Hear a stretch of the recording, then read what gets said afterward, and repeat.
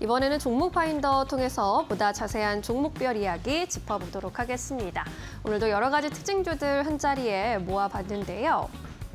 이 안에서 첫 번째로 살펴볼 종목은 항공주 보겠습니다. 대한항공. 비롯해서 오늘 항공주 안에서는 좀 희비가 엇갈리는 모습인데 중국인 관광객이 증가할 것이다 라는 전망이 지난주부터 계속 나오고 있죠. 이에 따라 항공사 내에서도 중국 노선을 늘리려는 경쟁이 치열하게 펼쳐지고 있습니다.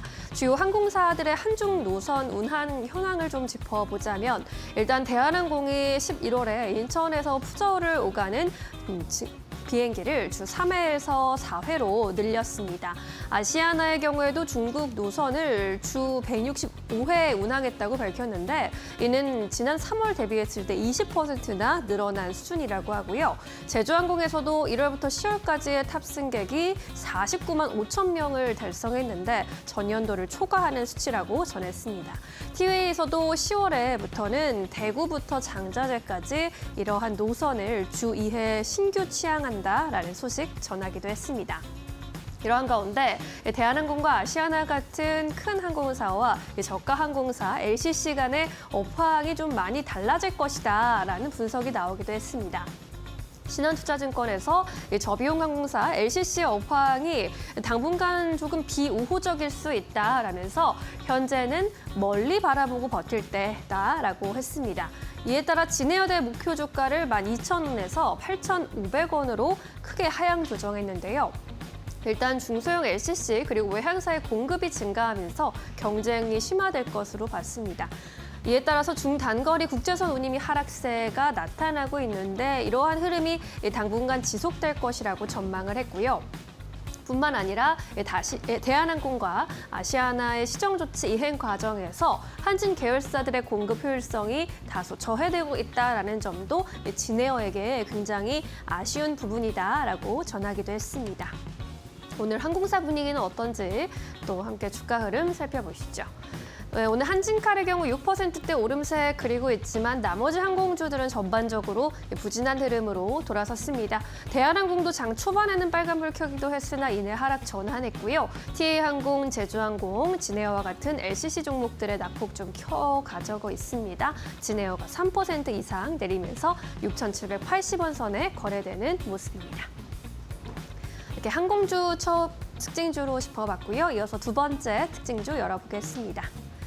네, NC소프트 살펴보겠습니다. 주가가 오늘 좀 반등해주는 모습인데 장 초반부터 치고 올라와준 모습. 아이온2 신작이 초반 인기에 따라서 좀 반등하고 있다라는 분석이 나옵니다. 아이온2 관련해서 회사 측의 관련 공식 발표가 있었는데 결제 비중의 90% 이상이 PC에서 발생하고 있다. 또 이틀간 평균 일일 활성 이용자가 150만 명을 넘어섰다라고 최근 소식 좀 전했습니다.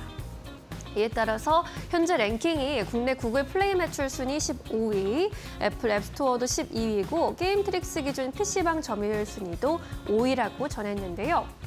아이온2가 지난 19일에 출시가 된 이후로 회사 측에서도 계속 라이브 방송 등을 통해서 진행 사항과 개선 사항을 전해주고 있고 이러한 유저들의 반응도 나쁘지 않게 나오고 있다는 분석입니다.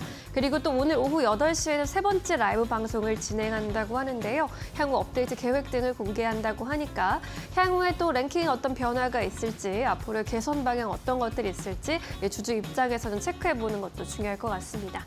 오늘 게임주 분위기도 함께 볼까요?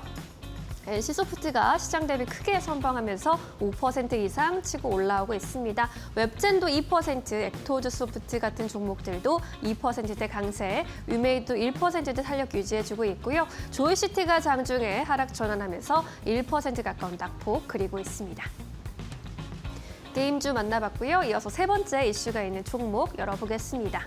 네, 네이버 짚어보도록 하겠습니다. 네이버 오늘 카카오 같은 인터넷 종목들도 좋고 가장 큰 모멘텀은 이제 핀테크 기업으로서의 탄생 임박입니다. 네이버 파이낸셜 그리고 두나무가 20조 이상의 기업 가치를 합쳐서 갖게 되는 메가 핀테크 기업으로 탄생할 것이다라는 전망 속에 이제 26일에 각각 양사에서 이사회를 열고 합병화를 의결할 방침이고요. 27일에는 공동 기자회견을 열고 네이버 제2사옥에서 합병 비전을 직접 선포하기로 했습니다. 이 비전을 직접 선포하는 기자회견 자리에 송치영 회장과 네이버의 이혜진 의장이 함께할 예정이고 또 핵심 인사들 최수연 네이버 대표 등도 함께할 것으로 보이는데요. 이번에 지분 결합을 넘어서 이러한 핀테크 기업으로서의 새로운 면모를 보여주고 플랫폼 기업으로서의 비전을 알려주는 웹3 금융 생태계의 로드맵도 함께 제시할 것으로 기대가 되고 있습니다.